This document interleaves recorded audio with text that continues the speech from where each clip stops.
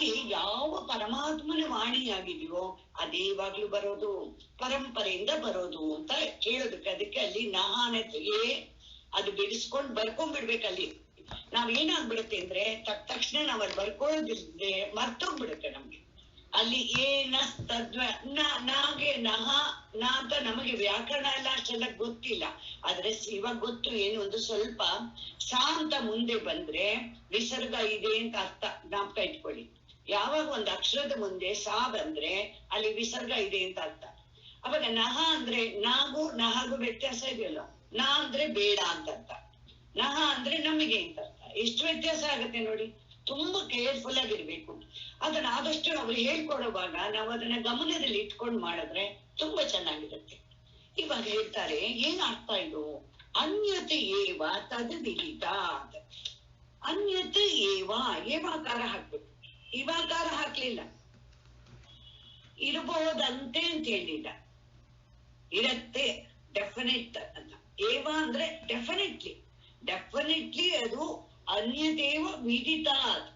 ವಿದಿತಾದ್ ಅಂದ್ರೆ ತಿಳಿದಿರುವುದಕ್ಕಿಂತ ಬೇರೆ. ಇವಾಗ ತಿಳುವಳಿಕೆ ನಮಗೆ ಹೇಗಾಗತ್ತೆ ಅದನ್ನ ಮನುಷ್ಯ ನೋಡ್ಬೇಕು.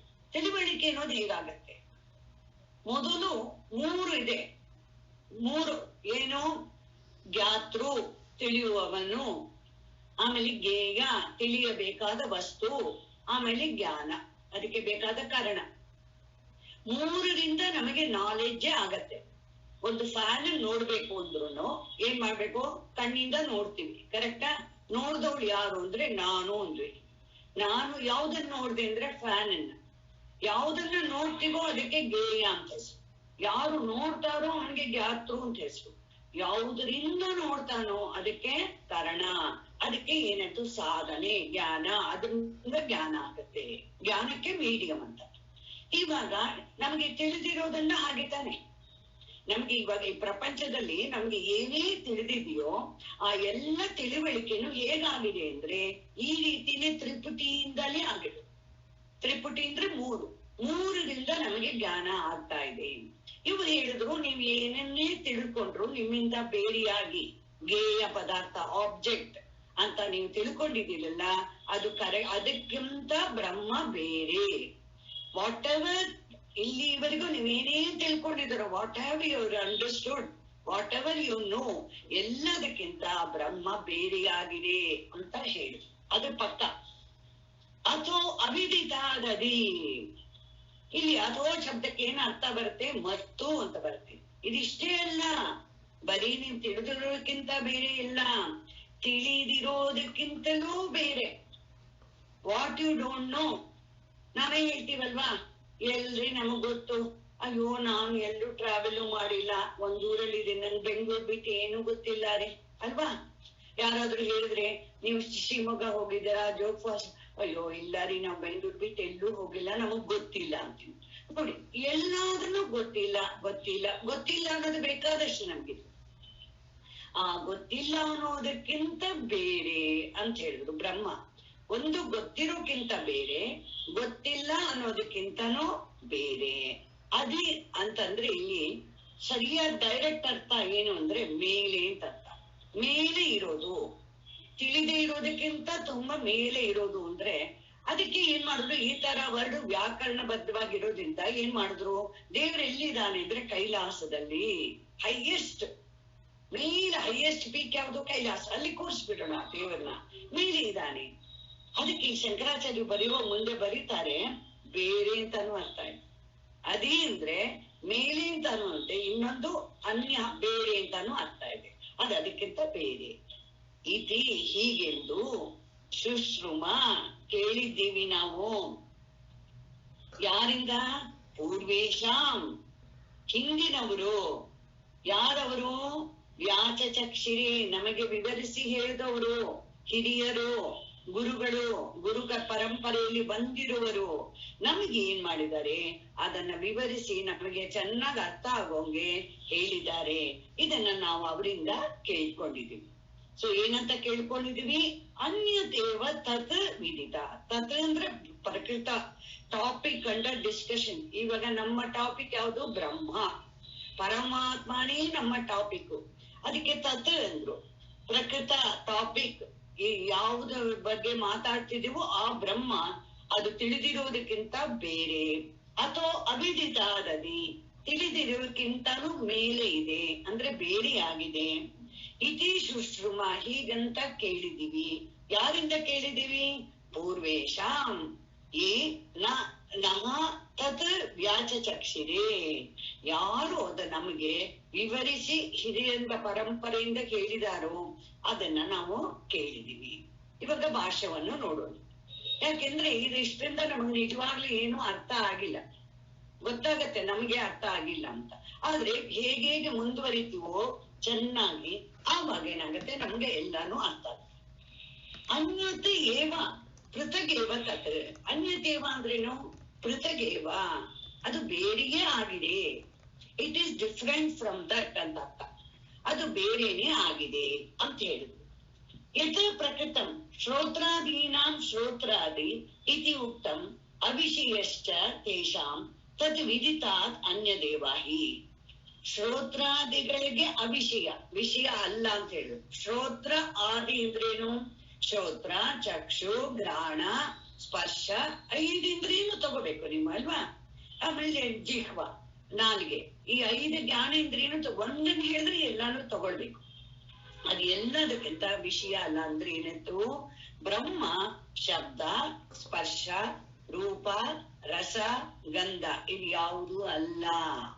ಹಾಗಾಗ್ಬಿಟ್ಟಿದ್ರೆ ದೇವ್ರು ಅಂತ ಬಂದ್ರೆ ನಾವು ನೆಕ್ ನೋಡ್ಬಿಡ್ತೀವಿ, ಜಿಹ್ವೆಯಿಂದ ನೋಡ್ಬಿಡ್ತೀವಿ ಅಂತಂದ್ರೆ ಹಾಗಾಗತ್ತಾ? ಆಗೋದಿಲ್ಲ. ಓಕೆ, ಕಿವಿ ಇಟ್ಟು ಅವನ್ನ ಹಿಡ್ಕೊಂಡು ಕಿವಿ ಹತ್ರ ಇಟ್ಕೊಂಡು ಕೇಳ್ತೀವಿ ಅಂದ್ರೆ ಅದು ಆಗೋದಿಲ್ಲ. ಯಾರನ್ನ ಹಿಡಿಯೋದು? ನೀವು ಕೈಯಿಂದ ಎಲ್ಲಿಂದ ಹಿಡಿತೀರಾ? ಅದಕ್ಕೆ ಹೇಳ್ತಾರೆ ಈ 5 ವಿಷಯಗಳಿಂದ ಬೇರೆ. ಅದನ್ನ ಏನ್ ಹೇಳಿದ್ರು ನಮ್ಗೆ ಅರ್ಥ ಆಗೋಕೆ, ತದ್ ವಿದಿತಾದ ಅನ್ಯೇವ. ನಿಮಗೆ ತುಂಬಾ ಅಭ್ಯಾಸ ಅಲ್ವಾ, ಶಬ್ದ, ಸ್ಪರ್ಶ, ರೂಪ, ರಸ, ಗಂಧ ಅದನ್ನೆಲ್ಲ ತಿಳ್ಕೊಳ್ಳೋದು ಬಹಳ ಅಭ್ಯಾಸ ನಿಮಗೆ. ಯಾಕೆ ಕೇಳ್ದೆ ನಾನು, ಹೇಗ್ರಿ ನೋಡುದ್ರಿ? ಏನ್ರಿ ಹೇಗ್ ನೋಡುದು? ಕಣ್ ಬಿಟ್ಟೆ ನೋಡ್ದೆ, ಸ್ವಲ್ಪ ಚೆನ್ನಾಗ್ ಕಾಣಿಸ್ಕೊಳಲ್ಲ ಅಂದ್ರೆ ಕನ್ನಡಕ ಹಾಕೋತೀನಿ, ನೋಡ್ತೀನಿ, ಚೆನ್ನಾಗ್ ಕಾಣಿಸುತ್ತೀರಿ. ಅವಾಗ ನನ್ಗೆ ಕಣ್ಣು ಚೆನ್ನಾಗಿದೆ ನೋಡಿ. ನಮ್ಗೆ ಎಷ್ಟು ಚೆನ್ನಾಗಿ ರೂಪವನ್ನು ನೋಡ್ಬೇಕು ಅಂದ್ರೆ ಕಣ್ಣನ್ನು ಯೂಸ್ ಮಾಡ್ಬೇಕು, ಶಬ್ದವನ್ನು ಯೂಸ್ ಮಾಡಿ, ಎಲ್ಲ ನಮ್ಗೆ ಗೊತ್ತು. ಏನ್ ಗೊತ್ತಿಲ್ವಾ ನಮ್ಗೆ? ಅದನ್ನೇ ಹೇಳ್ತಾರೆ. ನಿಮಗ್ ಗೊತ್ತಿರೋ ವಿಷಯಕ್ಕಿಂತ ಬೇರೆ ಅದು. ಪರಮಾತ್ಮನಿಗೆ 5ರಲ್ಲಿ ಸಿಕ್ಕಿಸಾಕ್ಬೇಡಿ. ಶಬ್ದ, ಸ್ಪರ್ಶ, ರೂಪ, ರಸ, ಗಂಧದಲ್ಲಿ ಸಿಕ್ಕಿಸಾಕ್ಬೇಡಿ. ವಿದಿತಂ ನಾಮ ಯದ್ ವಿಧಿಕ್ರಿಯೆಯ ಅತಿಶಯೇನ ಆಪ್ತಂ ವಿಧಿಕ್ರಿಯಾ ಕರ್ಮಭೂತಂ. ಇವಾಗ ವಿದಿತ ಅಂತಂದ್ರೆ ಏನರ್ಥ? ಅವರು ಅದಕ್ಕೆ ಎಕ್ಸ್ಪ್ಲನೇಷನ್ ಕೊಡ್ತಾರೆ. ಏನಂದ್ರೆ ಅವರು ತಿಳಿಯೋಡ್ಬೇಕು ಅಂತ ಕ್ರಿಯೆಯಿಂದ ಏನಾಗಿದೆ ಹರಡ್ಕೊಳ್ಳಿ. ಅಂದ್ರೆ ಆಕ್ಷನ್ ಇಂದ, action is required to know ಅಂದ್ರು. ಯಾವ ಆಕ್ಷನ್? ನೋಡುವ ಕ್ರಿಯೆ, ಕೇಳುವ ಕ್ರಿಯೆ, ಮೂಸುವ ಕ್ರಿಯೆ, ಮುಟ್ಟುವ ಕ್ರಿಯೆ, ಆಮೇಲೆ ರುಚಿ ನೋಡುವ ಕ್ರಿಯೆ. ಇಲ್ವಾ? ಮನೆಯಲ್ಲಿ ಎಲ್ಲರಿಗೂ ಅನುಭವ ಇದೆ. ಹೊಸ ಸೊಸೆ ಬಂದಿದ್ದಾಳೆ, ಅವಳು ಏನ್ ಮಾಡ್ಲು? ಕಾಜು ಬರ್ಫಿ ಮಾಡಿದ್ಲು. ಅವಾಗ ಏನ್ ಮಾಡ್ತಾಳೆ? ಪ್ರೌಡ್ ಆಗಿ ಅತ್ತೆ ಕೊಡ್ತಾಳೋ ಇಲ್ವೋ? ಟೇಸ್ಟ್ ನೋಡಿ ಅಂತ. ಅತ್ತೆ ಹೇಳ್ತಾರೆ, ನೀವು ಏನ್ ಎಷ್ಟ್ ಚೆನ್ನಾಗ್ ಮಾಡಿದೀಯ ನೋಡು. ಹೇಗೆ ಹೇಳಿದ್ರು ನೋಡು? ಸುಮ್ನೆ ನೋಡ್ಬಿಟ್ಟು ಹೇಳ್ಬಿಟ್ರ? ಬಾಯಿಗೆ ಹಾಕೊಂಡು ನೋಡ್ಬಿಟ್ಟು ಹೇಳ್ತಾರೋ ಇಲ್ವೋ? ಅದೇ ರೀತಿ ಇಲ್ಲಿ ಹೇಳ್ತಿದ್ದಾರೆ. ಕ್ರಿಯೆ ಅಂದ್ರೆ ಏನಂತ ಅಂದ್ರೆ ಆಕ್ಷನ್ ಅಂತ. ಚೆನ್ನಾಗಿ ನಾಲ್ಕು ಆಕ್ಷನ್ ಇಲ್ಲ, ಆಕ್ಷನ್ ಇಂದಾನೇ ನೀವು ತಿಳಿಯೋದು. ಆಕ್ಷನ್ ಅಂದ್ರೆ ನಮ್ಗೆ ಏನ್ ಅನ್ಸುತ್ತೆ ಅಂದ್ರೆ, ನಾವು ಕ್ರಿಯೆ ಅಂದ್ರೆ ಅರ್ಥ ಮಾಡ್ಕೊಂಡು ಕೈ ಅಲ್ಲಾಡ್ಸೋದು, ಕಾಲ್ ಅಲ್ಲಾಡ್ಸೋದು, ನಡೆಯೋದು ಅಷ್ಟೇ ಅಲ್ಲ. ಈವನ್ ಕಣ್ಣಿನ ಹೀಗೆ ಎತ್ತಲ್ಲಿ ನೋಡೋದು ಕ್ರಿಯೆ ತಾನೆ. ಇವಾಗ ಅಲ್ಲಿ ಯಾರೋ ನಿಂತಿದ್ದಾರೆ, ಇಲ್ಲಿ ಯಾರೋ ಕರೆದ್ರು ನಿಮ್ ಹಿಂದೆ ಕರೆದವ್ರು ನೋಡ್ಬೇಕು ಅಂದ್ರೆ ನೀವು ಹಿಂತಿರುಗ್ಬೇಕು ಅಲ್ಲ, ಅದು ಕ್ರಿಯೆ ಆಯ್ತು. ಇದು ದಟ್ ಇಸ್ ಆಲ್ಸೋ ಆಕ್ಷನ್. ಮುಂದೆ ನೋಡೋದು ಆಕ್ಷನ್, ಎಲ್ಲಾನು ಆಕ್ಷನ್. ಅದನ್ನೇ ಇಲ್ಲಿ ಇವರು ಶಂಕರಾಚಾರ್ಯ ಏನ್ ಹೇಳ್ತಿದ್ದಾರೆ ಅಂದ್ರೆ, ನಿಮ್ಗೆ ಕರ್ಮ ಮಾಡಿ ಅಂದ್ರೆ ಕ್ರಿಯೆಯಿಂದ, ಆಕ್ಷನ್ ಇಂದ ನಿಮ್ಗೆ ತಿಳಿಯುತ್ತೆ. ಯಾವುದೆಲ್ಲ ತಿಳಿಯುತ್ತೆ? ವಾಟ್ ಎವರ್ ಈಸ್ ಮ್ಯಾನಿಫೆಸ್ಟೆಡ್, ಯಾವ್ಯಾವುದು ವ್ಯಾಕೃತವಾಗಿದೆ ಸರ್ವಮೇವ. ಆಮೇಲೆ ಇನ್ನೊಂದು ಸೆಂಟೆನ್ಸ್ ಕರ್ಮಭೂತನ ಕ್ವಚಿತ್ ಕಿಂಚಿತ್ ಕಸ್ಯಚಿತ್ ವಿದಿತಂ ಸ್ಯಾತ್ ಇತಿ ಸರ್ವಮೇವ ವ್ಯಾಕೃತಂ ವಿದಿತಮೇವ. ಅಲ್ಲಿ ಎಷ್ಟು ಒಳ್ಳೊಳ್ಳೆ ಸೆಂಟೆನ್ಸ್ ನೋಡಿ. ಒಂದು ಚೂರು ಎಲ್ಲಿಯೇ ಇರ್ಲಿ, ಏನೇ ಇರ್ಲಿ, ಯಾರಿಗೊಬ್ಬರಿಗಾಗ್ಲಿ ತಿಳಿದಿರ್ಲಿ, ತಿಳಿದಿದ್ದೇ ಇರ್ಬೇಕು. ಯಾಕೆಂದ್ರೆ ವ್ಯಾಕೃತವಾಗಿರೋದೆಲ್ಲ, ಮ್ಯಾನಿಫೆಸ್ಟ್ ಆಗಿರೋದೆಲ್ಲ ತಿಳಿದೇ ಇರುತ್ತೆ. ನನ್ಗೆ ತಕ್ಷಣ ಮನಸ್ಸಲ್ಲಿ ಜ್ಞಾಪಕ ಬಂದಿದ್ದು ಪಂಚಾಂಗನೇ ಜ್ಞಾಪಕ ಬಂತು. ನಮಗೆ ಎಷ್ಟು ವಿಷಯ ಗೊತ್ತಿಲ್ಲ. ಇವಾಗ ಈ ವರ್ಷ ಆದ ಮತ್ತೆ ಮುಂದಿನ ವರ್ಷ ಇಷ್ಟ ಟೈಮ್ ಅಲ್ಲಿ ಚಂದ್ರ ಎಲ್ಲಿರ್ತಾನೆ, ಚಂದ್ರನ ಬೆಳಕು ಹೇಗಿರುತ್ತೆ, ಇದೆಲ್ಲ ನಮಗೆ ಹೇಳೋ ಯೋಗ್ಯತೆ ಇದೆಯಮ್ಮ? ಅದಕ್ಕೋಸ್ಕರ ಅಂತ ನಮಗ್ ಗೊತ್ತಿಲ್ಲ ಅಂತಂದ್ರೆ ಯಾರಿಗೂ ಗೊತ್ತಿಲ್ಲ ಅಂತ ಅರ್ಥನ? ಯಾರು ನೋಡಿಲ್ಲ ಅಂತ ಅರ್ಥ. ನೋಡಿ ಋಷಿಗಳು ಏನ್ ಮಾಡಿದ್ರು. ಅವರು ಇನ್ನೊಂದು ಬೇರೆ ನಮ್ಮಂಗೆ ಇಲ್ಲಿ ಕೂತ್ಕೊಂಡು ನೋಡೋದಂತಲ್ಲ. ಇವಾಗ ಸೈಂಟಿಸ್ಟ್ ಎಲ್ಲ ಏನ್ ಮಾಡಿದ್ರು, ಗ್ಯಾಡ್ಜೆಟ್ಸ್ ನೆಲ್ಲ ಇನ್ವೆಂಟ್ ಮಾಡಿದ್ರು. ಟೆಲಿಸ್ಕೋಪ್ ಅಂತೆ, ಮೈಕ್ರೋಸ್ಕೋಪ್ ಅಂತೆ ಎಲ್ಲ ಮಾಡಿದ್ರು. ಮಾಡಿ ಮಾಡಿ ನೋಡ್ತಾರೋ ಇಲ್ವೋ. ಇವಾಗ ನಮ್ಮ ಋಷಿಗಳು ಏನ್ ಮಾಡ್ತಿದ್ರು, ಅವ್ರ ಅಂತರ್ಶಕ್ತಿನೇ ಜಾಸ್ತಿ ಮಾಡ್ಕೊಂಡ್ಬಿಟ್ರು. ಹೇಗೆ ಆ ಶಕ್ತಿ ಇದೆ ಅಂದ್ರೆ ಎಷ್ಟು ಚೆನ್ನಾಗಿ ಯಾವ್ದು ಎಲ್ಲಾನು ವಿಜುವಲೈಸ್ ಮಾಡ್ತಿದ್ರು. ಸೂರ್ಯನ್ ಮೂವ್ಮೆಂಟ್ ಹೇಗಿದೆ, ಚಂದ್ರನ್ ಮೂವ್ಮೆಂಟ್ ಹೇಗಿದೆ, ಎಷ್ಟು ದೂರದಲ್ಲಿದ್ದಾನೆ, ಏನಾಗತ್ತೆ. ಪಂಚಾಂಗ ನೋಡಿದ್ರೆ ಆಶ್ಚರ್ಯ ಆಗತ್ತೋಲ್ಲ ನಿಮ್ಗೆ. ಇವಾಗ ಆ ಪಂಚಾಂಗ ಆಧಾರ ಮಾಡ್ಕೊಂಡು ಎಷ್ಟೆಲ್ಲ ಕಂಡುಹಿಡಿದುಕೊಳ್ತಾರೆ. ಹೇಗೆ ಬರುತ್ತೆ ನೋಡು, ಕುಂಭಮೇಳ ಯಾವತ್ತಾಗತ್ತೆ, ಎಷ್ಟ್ ಚೆನ್ನಾಗಿ ಅದ್ರಲ್ಲಿ ಬರ್ದ್ಬಿಟ್ಟಿರ್ತಾರೆ. ಹಾಗೆ ಏನಾಗತ್ತೆ, ನನ್ಗೆ ಅದೇ ಜ್ಞಾಪಕ ಬಂತು. ಗೊತ್ತಿಲ್ದಿರೋದು ಸಾಧ್ಯನೇ ಇಲ್ಲ. ನಮ್ಮ ಋಷಿಗಳಿಗಂತೂ ಎಲ್ಲ ಗೊತ್ತೇ ಇತ್ತು. ಯಾಕಂದ್ರೆ ಎಲ್ಲವನ್ನು ನಮ್ಗೆ ಹೇಳ್ಬಿಟ್ಟು ಅಖಿಲ ಕೋಟಿ ಬ್ರಹ್ಮಾಂಡ ನಾಯಕ ಅಂತ ಹೇಗೆ ಹೇಳಿದ್ರಮ್ಮ ಅವರು. That means they knew that many solar systems were there. ಗೊತ್ತಿತ್ತು ಅವ್ರಿಗೆ. ಒಂದು ಸೋಲಾರ್ ಸಿಸ್ಟಮ್ ಅಲ್ಲ, ನಾವು ನೋಡ್ತಾ ಇರೋದು ಒಂದೇ ಅಲ್ಲ, ಅನೇಕ ಇದೆ ಅಂತ ಅವ್ರಿಗೆ ಗೊತ್ತಿತ್ತು. ನೋಡಿ ಎಲ್ಲ ಹೇಗೆ ವಿಜುವಲೈಸ್ ಮಾಡ್ತಾರೆ. ಆ ಪರಮಾತ್ಮನೇ ಆ ದಿವ್ಯ ದೃಷ್ಟಿ, ಆ ವಿವೇಕ ದೃಷ್ಟಿ, ವಿಚಾರ ದೃಷ್ಟಿ, ಜ್ಞಾನ ದೃಷ್ಟಿ ಕೊಡೋದ್ರಿಂದ ಚೆನ್ನಾಗಿ ಅವರು ಎನಿಥಿಂಗ್ ವ್ಯಾಕೃತವಾಗಿರೋದನ್ನೆಲ್ಲ ತಿಳಿದೇ ಇರತ್ತೆ. ತಿಳಿಯೋನು ಒಬ್ಬ ಇರ್ತಾನೆ. ಇನ್ಫ್ಯಾಕ್ಟ್ ಸರಿಯಾಗಿ ಹೇಳಿದ್ರೆ ನಾನು ನೀವು ತಿಳಿತೀವ, ತಿಳಿಯೋನು ಏಕೋ ವಶಿ. ಅವನೇ ನಿಮ್ಮ ಮೂಲಕನೂ ತಿಳಿಯೋನು, ನನ್ನ ಮೂಲಕ ತಿಳಿಯೋನು, ಇವ್ರ ಮೂಲಕ ಎಲ್ಲಾರ ಮೂಲಕನೂ ತಿಳಿಯೋನು ಒಬ್ಬನೇ. ಅದನ್ನ ಮರ್ತು ಬಿಡ್ಬಾರ್ದು. ಯಾರು ಸೃಷ್ಟಿಗೆ ಕಾರಣವಾಗಿದ್ದಾನು ಅವನು ತಿಳಿದ್ರೆ ಯಾವ್ದಾದ್ರು ಸೃಷ್ಟಿ ಆಗೋಕ್ ಸಾಧ್ಯನ? ಈ ಸೃಷ್ಟಿಲಿ ಅವನಿಗೆ ಗೊತ್ತಿಲ್ದಿದ್ದೆ ಒಂದು ಮರಳಕಣ ಇರೋಕ್ಕಾಗತ್ತ? ಯಾವ್ದು ಇಲ್ಲ.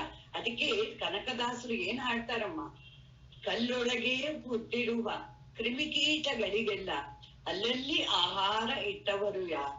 ಹೀಗೆ ಮನಪೂರ್ತಿಯಾಗಿ ಹಾಡಿದ್ರಮ್ಮ. ಎಲ್ಲಾದ್ರೂ ಇರ್ಬೋದು, ಯಾರಿಗೂ ಗೊತ್ತು, ನೋಡೋನೊಬ್ಬ ಇದ್ದಾನೆ. ಅದನ್ನು ತಗೋಬಹುದು. ಇಲ್ಲಿ ಒಟ್ಟಲ್ಲಿ ದೃಶ್ಯವಾಗಿರೋದು ಯಾರಾದ್ರೂ ತಿಳಿದೇ ಇರ್ತಾರೆ. ಅರಿವಿಗೆ ವಿಷಯ. ಅದಕ್ಕೆ ಒಂದು ಒಳ್ಳೆ ಫುಟ್ ನೋಟ್ ಕೊಡ್ತಾರೆ, ತುಂಬಾ ಚೆನ್ನಾಗಿದೆ ನೋಡಿ.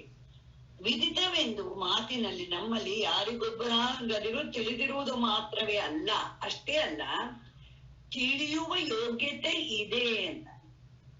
ಅದನ್ನ ತಿಳಿಯೋದಕ್ಕೆ ಕೆಪಾಸಿಟಿ ಇದೆ, ತಿಳಿಯೋಕ್ ಆಗತ್ತೆ. ಮನುಷ್ಯ ಪ್ರಯತ್ನ ಪಟ್ರೆ ಏನನ್ನ ಬೇಕಾದ್ರೂ ತಿಳಿದುಕೋಬಹುದು ಅಂತ ಹೇಳೋದಕ್ಕೋಸ್ಕರ ಹೇಳಿದ್ರು. ಇವಾಗ ತಸ್ಮಾತ್ ಅನ್ಯದೇವ ಇತ್ಯರ್ಥ. ಆದುದರಿಂದ ಈ ತಿಳಿದಿರೋ ವ್ಯಾಕೃತ ಪ್ರಪಂಚಕ್ಕಿಂತ ಬ್ರಹ್ಮ ಅನ್ನೋದು ಮೇಲೆ ಬೇರೆಯಾಗಿದೆ, ಅದಕ್ಕಿಂತ ಬೇರೆಯಾಗಿದೆ. ಅವಿದಿತಂ ಅಂದ್ರೇನು?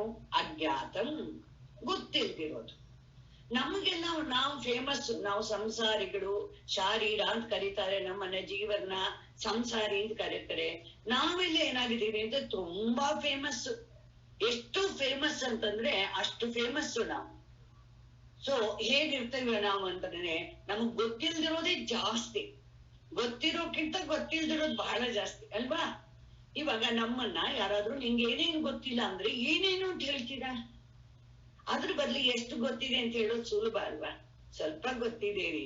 ಇವಾಗಾದ್ರೂ ಎಲ್ಲ ಇನ್ವೆನ್ಷನ್ ಎಲ್ಲ ಬಂದ್ಬಿಟ್ಟು ಏನಾದ್ರೂ ಗೊತ್ತಿದ್ದಾನೆ? ಇಲ್ಲರಿ, ಏನೂ ಗೊತ್ತಿಲ್ಲ, ಏನೂ ಗೊತ್ತಿಲ್ಲ. ಇವಾಗ ಹಾಗೆ ಆಗ್ಬಿಡುತ್ತೆ ನೋಡಿ. ನಾವು ಎಜುಕೇಶನ್ ಅಂತ ಹೇಳ್ತೀವಲ್ಲ, ಇವಾಗ ಕಂಪ್ಯೂಟರು ಇದೆಲ್ಲ ಎಜುಕೇಶನ್ ಅಂಗವಾಗಿ ಬಂದ್ಬಿಡ್ತು ಅಲ್ವಾ? ಅದಿಲ್ಲದಿದ್ರೆ ಎಜುಕೇಶನ್ ಇಲ್ಲ ಅಂತ ಆಯ್ತು. ಸೊ ಇಲ್ಲಿ ಹೇಳ್ತಿದ್ದಾರೆ ಅವಿದಿತಂ ಅಂದ್ರೆ ಅಜ್ಞಾತಂ ಅಂದ್ರೆ ಗೊತ್ತಿಲ್ಲ. ತರ್ಹಿ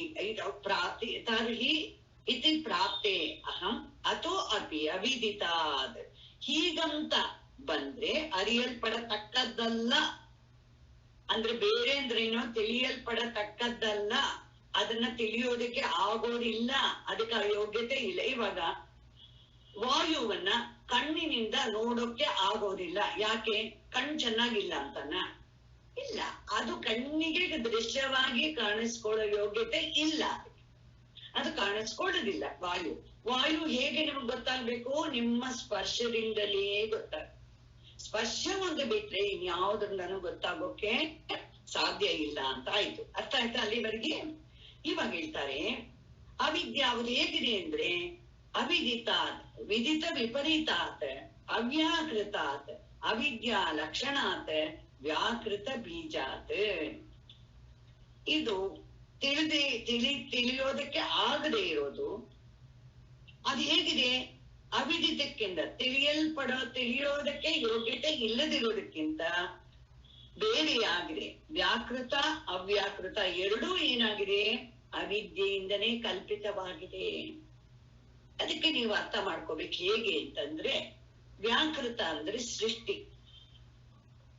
ವ್ಯಾಕೃತ ಅಂದ್ರೆ ಸೃಷ್ಟಿ, ಕರೆಕ್ಟ್ ತಾನೆ? ಮ್ಯಾನಿಫೆಸ್ಟೇಷನ್, ಕ್ರಿಯೇಷನ್ ಇಸ್ ವ್ಯಾಕೃತ ಅಂದ್ರೆ ಎಲ್ಲರಿಗೂ ಕಾಣಿಸುತ್ತೆ. ಆ ವ್ಯಾಕೃತವಾದ ನೋಡ್ಬಿಟ್ಟು ನಾವೇನ್ ಮಾಡ್ತೀವಿ? ಓಹೋ, ಇದಕ್ಕೊಬ್ಬ ಕಾರಣ ಇದ್ದಾನೆ, ಅವನು ಎಲ್ಲೋ ಇದ್ದಾನೆ, ದೂರ ಇದ್ದಾನೆ, 7ನೇ ಆಸ್ಮಾನ್ಗೆ ಅದ್ರ ಮೇಲೆ ಬೆಟ್ಟದ ಮೇಲಿದ್ದಾನೆ, 7 ಬೆಟ್ಟದೊಳಗಿನಾಗಿದ್ದಾನೆ, ವೈಕುಂಠದಲ್ಲಿ ಇದ್ದಾನೆ ಅಂತ ನಾವೇನ್ ಮಾಡ್ತೀವಿ? ನಮ್ಮ ಇಗ್ನೋರೆನ್ಸ್ ಇಂದ ನಾವು ಕಲ್ಪನೆ ಮಾಡಿದೀವಲ್ಲ, ಯಾರೋ ಇರ್ಬೇಕು. ಅದಕ್ಕಿಂತ ಬೇರೆ, ನಿಮ್ಮ ಕಲ್ಪನೆಗಿಂತ ಬೇರೆಯಾಗಿದ್ದಾನೆ. ಅದು ಹೇಳುವ ಉದ್ದೇಶ ಏನು? ಅದಕ್ಕೆ ತುಂಬಾ ಚೆನ್ನಾಗಿ ಹೇಳ್ತಾರೆ ಅವರು. ಅವಿದ್ಯೆಯಿಂದ ತೋರುವ ಅವ್ಯಾಕೃತಕ್ಕಿಂತಲೂ ಬೇರೆ ಎಂದು. ಅವಿದ್ಯೆಯಿಂದ ಅವ್ಯಾಕೃತ ಅನ್ನೋದ್ರೆ ನಿಮ್ಮ ಕಲ್ಪನೆ. ದೇವರು ಅಂತ ನಿಮ್ಮ ಕಲ್ಪನೆ ಏನೇನಿದೆಯೋ ಅದು ಎಲ್ಲದಕ್ಕಿಂತ, ಕಲ್ಪನೆಗಳಿಗಿಂತ ಪರಮಾತ್ಮ ಬೇರೆಯಾಗಿದ್ದಾನೆ, ಬ್ರಹ್ಮ ಬೇರೆಯಾಗಿದ್ದಾನೆ, ಬೇರೆ ರೀತಿಯಾಗಿದ್ದಾನೆ. ನಮ್ಗೇನ್ ಗೊತ್ತಾ? ಸತ್ಯಂ ಜ್ಞಾನಂ ಅನಂತಂ ಬ್ರಹ್ಮ ಅಂತ ಗೊತ್ತಿತ್ತ? ಸತ್ಸಂಗಕ್ಕೆ ಬರೋಕ್ ಮುಂಚೆ ಯಾರಾದ್ರೂ ನಿಮ್ಮನ್ನ ದೇವ್ರು ಅಂದ್ರೆ ಏನ್ ಹೇಳಿ, ನಮ್ಗೆ ಇಷ್ಟವಾದ ದೇವ್ರ ಹೆಸರೆಲ್ಲ ಹೇಳ್ಬಿಡ್ತಿದ್ವಿ, ಕರೆಕ್ಟಾ? ಶಿವ ದೇವ್ರು, ವಿಷ್ಣು ದೇವ್ರು, ಆಮೇಲೆ ಇವನು ಕಾರ್ತಿಕೇಯ ದೇವ್ರು, ಗಣಪತಿ ದೇವ್ರು, ದೇವಿ ದೇವ್ರು, ಎಷ್ಟು ದೇವ್ರು ಇದಾರೆ. ಎಲ್ಲರೂ ದೇವ್ರು, ಯಾರು ಇಲ್ಲ ಅಂತ ಹೇಳಿಲ್ವಲ್ಲ. ಆದ್ರೆ ಕಲ್ಪನೆ ಮಾಡೋಕೆ ನಮಗೆ ಏನಾಗಿದೆ? ಬುದ್ಧಿಯಿಂದ ಕಲ್ಪನೆ ಮಾಡೋದ್ರಿಂದ ಅದು ಖಂಡಿತ ಅಲ್ಲ ಅಂತ. ಅದೇ ಇದ್ರೆ ಮೇಲೆ ಅಂತಾನು ಅರ್ಥ, ಇಲ್ಲಿ ಮಾತ್ರ ಬೇರೆ ಅಂತಾನೆ ಅರ್ಥ ಮಾಡ್ಕೋಬೇಕು ಅಂತ ಹೇಳ್ಬಿಟ್ರು. ಅದೀತಿ ಉಪಯತೆ ಲಕ್ಷಣಯ ಅನ್ಯತಿರ್ತದ. ನೋಡಿ, ಅದೇ ಅಂದ್ರೆ ಮೇಲೆ ಇರೋದು ಅಂತ, ಆದ್ರೆ ಇಲ್ಲಿ ಅರ್ಥ ಮಾಡ್ಕೋಬೇಕಾದ್ರು ಬೇರೆ. ಯದಿ ಯಸ್ಮಾದ್ ಅದಿ ಉಪರಿ ಭವತಿ ತಸ್ಮಾತ್ ಅನ್ಯತ್ ಇತಿ ಪ್ರಸಿದ್ಧಂ. ಅದ್ ಇನ್ನೊಂದು, ನಿಮ್ಮ ಲೋಕದಲ್ಲೂ ಅಷ್ಟೇ, ಯಾವುದು ಮೇಲೆ ಇದೆಯೋ, ಎಲ್ಲದಕ್ಕಿಂತ ಮೇಲೆ ಇದೆಯೋ ಅದು ಅದಕ್ಕಿಂತ ಬೇರೆ ಅಂತ ಗೊತ್ತಾಗುತ್ತೆ ಅಲ್ವಾ? ಎಲ್ಲದಕ್ಕಿಂತ ಮೇಲೆ ಇರೋದು ಅದು ಎಲ್ಲದಕ್ಕಿಂತ ಬೇರೆ ಇದೆ ಅಂತ ನಮ್ಮ ಅನುಭವದಲ್ಲೂ ಬೇಕಾದಷ್ಟು ನಮ್ಗೆ ಗೊತ್ತಿದೆ. ಯಾವ್ದು ಅಂಟದೇ ಇರುತ್ತೋ, ಮೇಲಿಟ್ಟಿದ್ದೀರಿ ನೋಡಿ, ಇದೆಲ್ಲ ಏನು ಒದ್ದೆನೇ ಆಗಿಲ್ಲ, ಅಲ್ಲಿಟ್ಟಿದ್ವಿ ನೋಡಿ ಅದಕ್ಕೆ ಒಡ್ಡಿಲ್ಲ. ಕೆಳಗಿದ್ದಿದ್ದು ಬಾಂಬೆಲಿ ಬೇಕಾದಷ್ಟಲ್ಲಿ ಮಳೆ ಬಂದಾಗ, ಇವಾಗ ಒಂದು 2 years 3 years ಬ್ಯಾಕ್ ಮಳೆ ಬಂದಾಗ, ಅದು ನಮ್ಮ ರೂಪ ಬರ್ತಾ ಇದಾರಲ್ಲ ಅವ್ರಿಗೆ ಎಲ್ಲ ಚೆನ್ನಾಗಿ ಇವಾಗ ಅನುಭವ.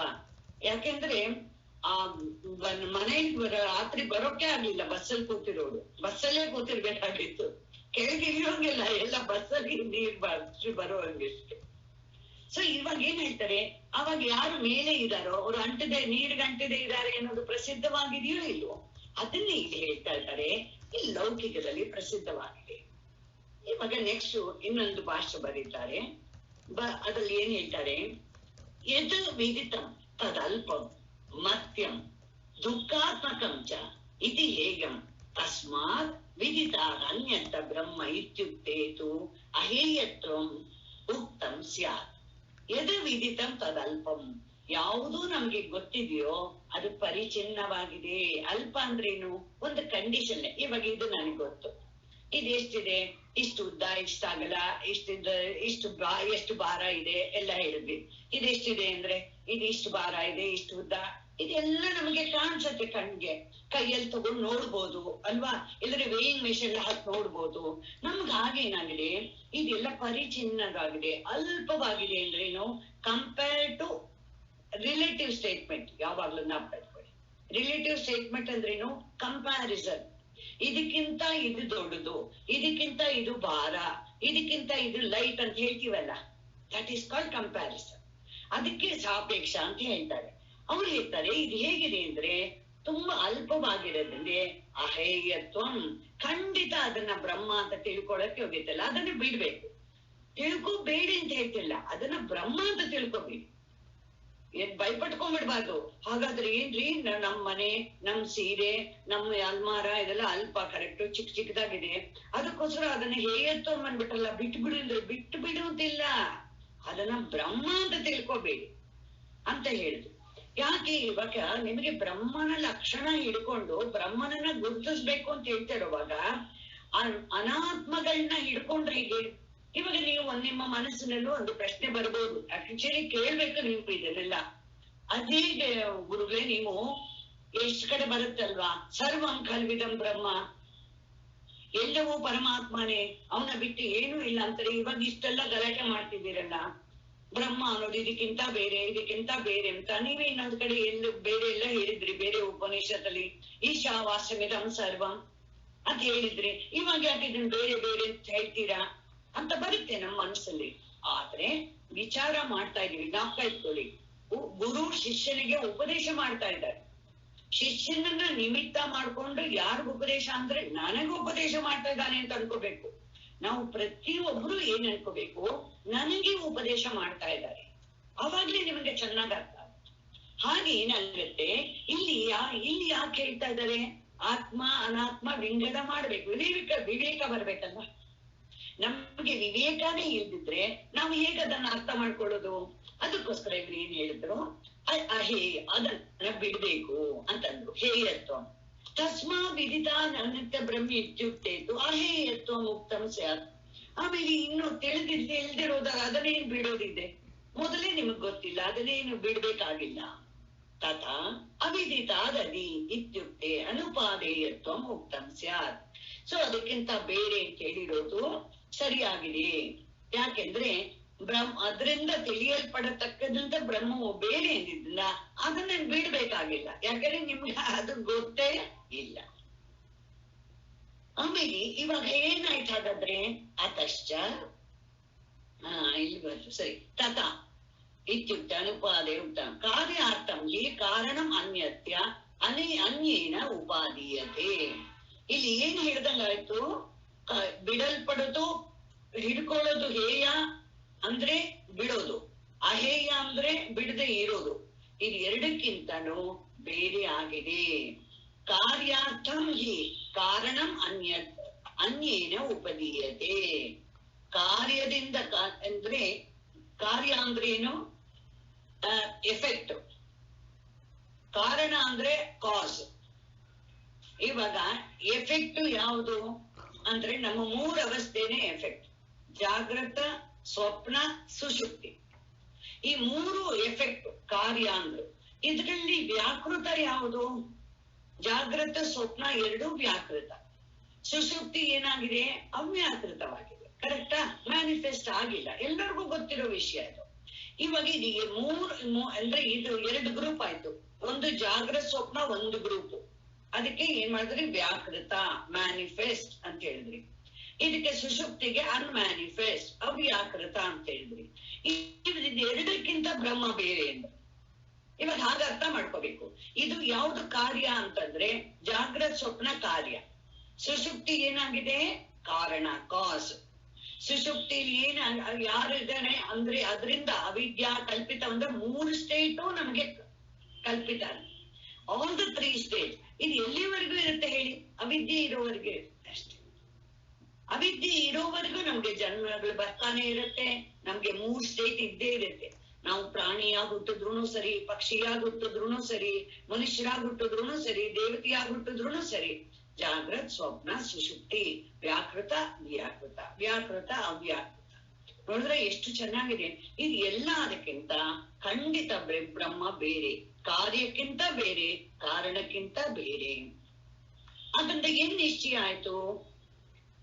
ಅತಶ್ಚ ನ ವೇದಿತು ಅನ್ಯ ಅಸ್ಮೈ ಪ್ರಯೋಜನಾಯ ಅನ್ಯತ್ ಉಪಾದೇಯಂ ಭವತಿ ಇತಿ. ತಿಳಿಯುವಾತನಿಗಿಂತ ಬೇರೆಯಾದ ಪ್ರಯೋಜನಕ್ಕಾಗಿ ತಗೋಬೇಕಾಗಿದ್ದ ಬೇರೆ ಒಂದು ವಸ್ತುವನ್ನು. ಫಾರ್ ಎಕ್ಸಾಂಪಲ್, ಇವಾಗ ನನಗೆ ಒಂದು ವಸ್ತುಗೆ ನೋಡ್ಬೇಕು ಅಂತ ಆಸೆ ಆಯ್ತು. ಯಾವ ವಸ್ತುನ? ಯಾವುದೋ ಬೇರೆ ಊರಲ್ಲಿದೆ. ಇವಾಗ ನಾನೇನ್ ಮಾಡ್ತೀನಿ, ಅದಕ್ಕೆ ಒಂದು ವೆಹಿಕಲ್ ನಾವು ಉಪಯೋಗಿಸ್ಕೊಂಡು ಅಷ್ಟು ದೂರ ಹೋಗಿ, ಕರೆಕ್ಟಾ, ಅದು ಬರೀ ಕಣ್ಣಿಂದ ನೋಡೋಕಾದ್ರೆ ಕಣ್ಣಿಂದ, ಇಲ್ದಿದ್ರೆ ಮೈಕ್ರೋಸ್ಕೋಪ್ ಇಟ್ಕೊಂಡು ಅಥವಾ ದೂರ್ಬೀನ್ ಇಟ್ಕೊಂಡು ಟೆಲಿಸ್ಕೋಪ್ ಇಟ್ಕೊಂಡು ನೋಡ್ತೀನೋ ಇಲ್ವೋ, ಅದಕ್ಕೆಲ್ಲದೂ ಯೂಸ್ ಮಾಡ್ತೀನಿ. ಹೀಗೆ ಬ್ರಹ್ಮ ಆಗೋದಿಲ್ಲ. ಹಾಗೆ ನೀವು ಬ್ರಹ್ಮನನ್ನ ನೋಡೋಕೆ ಆಗೋದು. ಏನ್ರಿ, ನಮ್ಮ ಹತ್ರ ಒಳ್ಳೆ ಟೆಲಿಸ್ಕೋಪ್ ಇದೆ, ಫಾರಿನ್ ಇಂದ ತಂದ್ಕೊಟ್ಟಿದ್ದಾರೆ ನನ್ಗೆ, ಖಂಡಿತ ಅದ್ರಲ್ಲಿ ಬ್ರಹ್ಮನ ನೋಡ್ಬೋದು. ಯಾಕೆಂದ್ರೆ ತುಂಬಾ ದೂರ ನೋಡ್ಬೋದಂತೆ, ವೈಕುಂಠನೂ ನೋಡ್ಬೋದು. ಆಮೇಲೆ ಯಾರಾದ್ರೂ ಹೇಳಿದ್ರು ಅಂತ ಇಟ್ಕೊಳ್ಳಿ, ನನ್ನ ಹತ್ರ ಇದೆ, ನಾ ದಿವ್ಸ ವೈಕುಂಠ ನೋಡ್ತೀನಿ, ಬೆಳಗಿನ ಹೊತ್ತು ನಾನು ಇವನ್ನ ನೋಡ್ಬಿಟ್ಟು, ಯಾರು ವಿಷ್ಣು ಲಕ್ಷ್ಮಿ ನೋಡ್ಬಿಟ್ಟು ನಾನ್ ಸುಪ್ರಭಾತ ಹೇಳ್ತೀನಿ ಅಂತ ಹೇಳಿದ್ರೆ ಸ್ವಲ್ಪನಾದ್ರೂ ನಿಮ್ ಮನಸ್ಸಿನೊಳಗೆ ಆಸೆ ಬರುತ್ತೆ ಇಲ್ವಾ? ಅವ್ರ ಮನೆಗೆ ಹೋಗ್ಬೇಕು, ಮೆತ್ತಗೆ ನಾವು ನೋಡೋಣ ಅಂತ. ಈ ಆಸೆ ಬಂತು ಅಂದ್ರೆ ಏನ್ ಅರ್ಥ? ನಮ್ಮೊಳಗೆ ಏನಿದೆ? ಅವಿದ್ಯೆ ಇದೆ ಅಂತಾನೆ ಅರ್ಥ. ಅವಿದ್ಯೆ ಇರೋದ್ರಿಂದಾನೆ ಹಾಗೆ. ಅದನ್ನ ಇಲ್ಲಿ ಶಂಕರಾಚಾರ್ಯ ಹೇಳ್ತಿದ್ದಾರೆ, ಈ ಎಲ್ಲ ಕಲ್ಪನೆ ಎಲ್ಲ ಮಾಡಬೇಡಿ. ಯಾಕೆಂದ್ರೆ ಇದು ಎಲ್ಲದಕ್ಕಿಂತ ಬೇರೆ ಬೇರೆಯಾದ ವಸ್ತು ಅಲ್ಲ, ತಗೊಂಡ್ ನೋಡೋದಕ್ಕೆ ಅವನನ್ನ ಅಂತ ಹೇಳ್ತಾರೆ. ಇದಕ್ಕೆ ಇನ್ನೊಂದು ನೋಡಿ, 10ನೇ ಇವನು ಎಕ್ಸಾಂಪಲ್ ತಗೊಳ್ಳೋಣ. 10ನೇ ಇವನಿಗೆ ಉಪದೇಶ ಮಾಡ್ತಾ ಇದ್ದಾರೆ. ಯಾರು ಆಪ್ತವಾಕ್ಯ ಅಂತ ಇಟ್ಕೊಳ್ಳಿ. ಅವ್ರು ಏನ್ ಹೇಳಿದ್ರು, ನೋಡಪ್ಪ, ನೀನ್ ತಿಳಿದಿದ್ದಿಲ್ಲ 9 ಜನ ಕೌಂಟ್ ಮಾಡಿ, 9 people. ಅವರು 9 ಜನದ ಪಕ್ಕ ಇದೆಯಲ್ಲೋ ಜ್ಞಾನ ಅವನ್ಗೆ. ಆ 9 ಜನಗೆ ಏನ್ ಹೆಸರು? ವ್ಯಾಕೃತ, ವಿದಿತ ಅಂತಂತ ಅಲ್ವಾ? ಕರೆಕ್ಟ್ ತಾನೆ? ಅವ್ರು ಹೇಳಿದ್ರು, ಈ 10ನೇವನವನು ನೀನು ತಿಳ್ಕೊಂಡಿರೋ 9ಕ್ಕಿಂತ ಅನ್ಯ, ಕರೆಕ್ಟ್ ತಾನೆ? ಬೇರೆ ಆಗಿದ್ದಾನೆ. ಸರಿ, ನೆಕ್ಸ್ಟ್ ಇನ್ನು ಗೊತ್ತಿಲ್ದಿರೋನು ಯಾರವನು? 10ನೇವನು. ನೀವೆಲ್ಲರೂ ಏನ್ ಕಲ್ಪನೆ ಮಾಡಿದ್ದೀರಾ?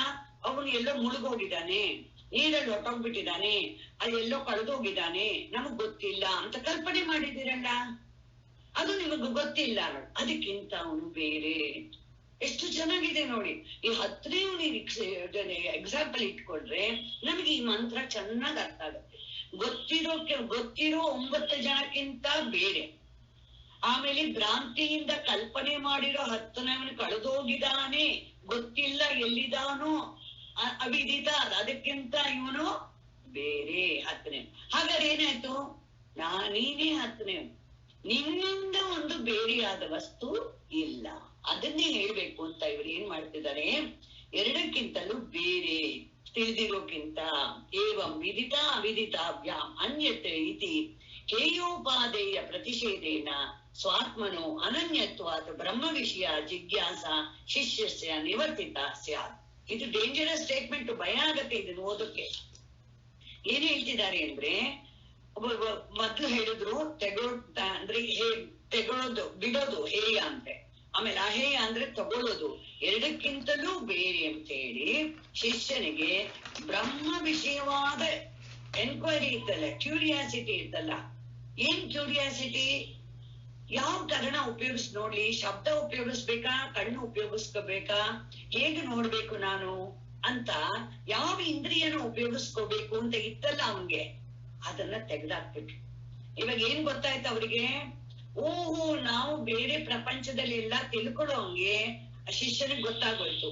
ಬ್ರಹ್ಮನನ್ನ ನಾವು ತಿಳ್ಕೊಳಕ್ ಆಗಲ್ಲ. ನಾ ಈ ಪೆನ್ನನ್ನ ತಿಳ್ಕೊಂಡೆ.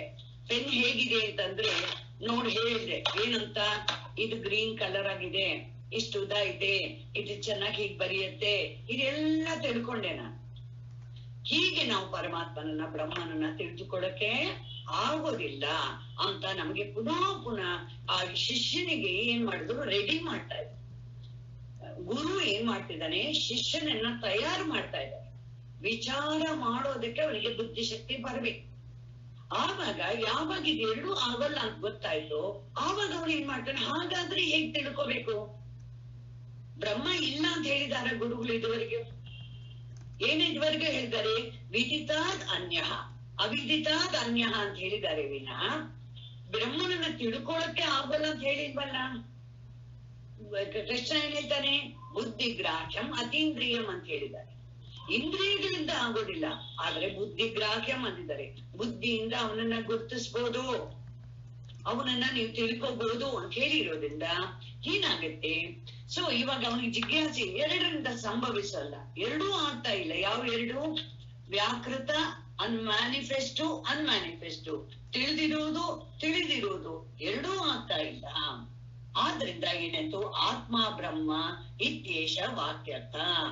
ನೋಡಿ, ನಹಿ ಅನ್ಯಸ್ಯ ಸ್ವಾತ್ಮನೋ, ನನ್ನ ಹೇಗೆ ಹತ್ತನೆಯವನಿಗೆ ಉಪದೇಶ ಮಾಡೋವಾಗ ಯಾರು ಹತ್ತನೆಯವನೇ ಆಗಿದಾನೋ ಅವನಿಗಿಂತ ಬೇರೆಯಾಗಿ ವಿದಿತವಾಗ್ಲಿ ಅವಿದಿತವಾಗ್ಲಿ ಇಲ್ಲ ಅಂತ ಹೇಳೋದಕ್ಕೆ ತಾತ್ಪರ್ಯ.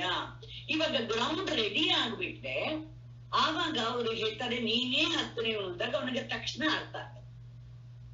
ಯಾಕೆಂದ್ರೆ ಯಾವುದು ನಿಜವಾಗ್ಲೂ ಆಗಿಲ್ಲ, ಹತ್ತನೆಯವನು ಅನ್ನೋದು ನಿಜವಾಗ್ಲೂ ಕಳೆದು ಹೋಗಿಲ್ಲ. ಯಾವಾಗ ಅದು ಗೊತ್ತಾಗತ್ತೋ ವಿಚಾರ ಮಾಡ್ಬೇಕು ಅಂತ ಅವನು ಖಂಡಿತ ಅವನು ತಿಳ್ಕೊಳ್ತಾನೆ. ಅದಕ್ಕೆ ಒಂದು ಇದನ್ನ ಕೋಟ್ ಮಾಡ್ತಾರೆ, ಅಯಂ ಆತ್ಮ ಬ್ರಹ್ಮ. ಇಲ್ಲಿ ಅಯಂ ಆತ್ಮ ಬ್ರಹ್ಮ ಅನ್ನೋದು ಮಹಾವಾಕ್ಯನು ಬೇರೆ, ನಮ್ಮ ಮಾಂಡವ್ಯ ಉಪನಿಷತ್ತಲ್ಲಿ ಬರುತ್ತೆ. ಸೊ ಈ ಹೇಗಿದ್ದಾನೆ? ಈ ಆತ್ಮ ಬ್ರಹ್ಮವೇ ಆಗಿದೆ, ಈ ನಾನು ಅನ್ನೋದು ಹತ್ತನೆಯವನೇ ಆಗಿದ್ದೀನಿ. ನೋಡು, ಹತ್ತನೆಯವನ ಎಕ್ಸಾಂಪಲ್ ಅಲ್ಲಿ ನಮಗೆ ಚೆನ್ನಾಗಿ ಅರ್ಥ ಆಗತ್ತೆ. ಅದೇ ರೀತಿ ಇಲ್ಲಿ ಪುನಃ ಪುನಃ ಫಸ್ಟ್ ಕ್ಲಾಸ್ ವಿಚಾರ ಮಾಡಿ ಅರ್ಥ ಮಾಡ್ಕೊಂಡು ಇನ್ನೊಂದಿಗೆ ಕೋಟ್ ಮಾಡ್ತಾರೆ, ಯ ಆತ್ಮ ಅಪಹತ ಪಾಪ. ಇವನು ಪಾಪ ಪುಣ್ಯಗಳಿಂದ ಅಂಟಿಲ್ಲ. ಹಾಗಾದ್ರೆ ಪಾಪ ಪುಣ್ಯಗಳಿಗೆ ಅಂಟಿ ಯಾರ ಜೊತೆ ಇರೋದು ಅಂತಂದ್ರೆ ಯಾರಿಗೆ ಅಂತಃಕರಣಕ್ಕೆ ಮಾತ್ರ ಸಂಬಂಧಪಟ್ಟಿರೋದು. ಪಾಪ ಪುಣ್ಯ ಅಂತಃಕರಣಕ್ಕೆ ಸಂಬಂಧಪಟ್ಟಿರೋದು. ಖಂಡಿತ ಜೀವಾತ್ಮನಿಗೆ ಕೂಡ ಸಂಬಂಧ ಇಲ್ಲ ಅಂತ ಹೇಳಿದ್ರು.